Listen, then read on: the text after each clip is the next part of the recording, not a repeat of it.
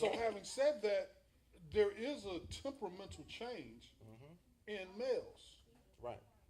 There's a Really? temperamental change. Go to recess at any high school, elementary school. And they're not playing ball. They're not doing. They're not only not playing ball. If you look at them from behind, little boys look like little girls. they're starting to take on those Right. features. Right. And this is not by mistake, but by design. I don't want to take the conversation off from where you're going. That'll be maybe Well, this is another where we're show. going. This is where we're going? Right well, now. let's go there then. It's time that we recognize that something has happened to our food chain, our food supply, that is damaging the natural endocrine balance that should exist inside of us. Testosterone, estrogen, Yep. among those. All day long. Yep. And we're seeing issues with women and endometriosis and fibroid Yes, tumors. yes. We're seeing, hysterectomies are at an all-time high, and it's because of our overconsumption of estrogens. And those chemicals are injected into the meat product. And don't get cooked out. Oh, they can't get cooked out. No, they don't. They're chemicals. They don't get cooked out. They stay in the flesh, and they cause the same damage to us that they cause to the animals. But that chicken and that cow doesn't live but a couple of years, if that, sometimes a couple of months.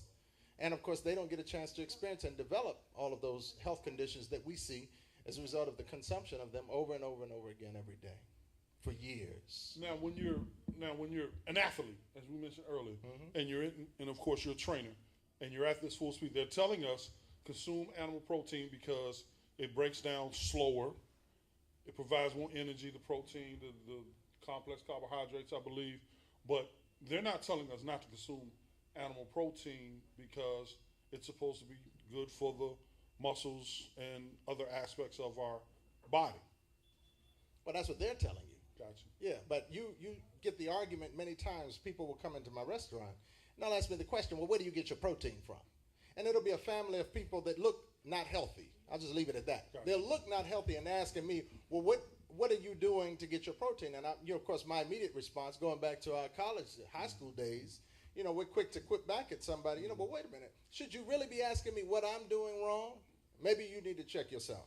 But because I know how to, be Finesse diplomatic a little bit, about it, I say, well, you look at different animals in creation, and the orangutan is one, or the gorilla is one category where you're seeing that they eat nothing but fruits and vegetables. Right. And if they were in this room, all of us in this room would get our butts kicked because of the amount of strength and capacity that they have. We just don't have it. And they're eating nothing but fruits and vegetables. So we have to look at some of the science that we have adapted as a result of conditioning from television and radio and what's been given to us even in our schooling, and realize that it's been motivated by the dairy and the meat industry. And we need to break that cycle, because if we don't, we're gonna see ourselves continuing to suffer from the illnesses that we do and challenges that we do with regard to our performance, brother.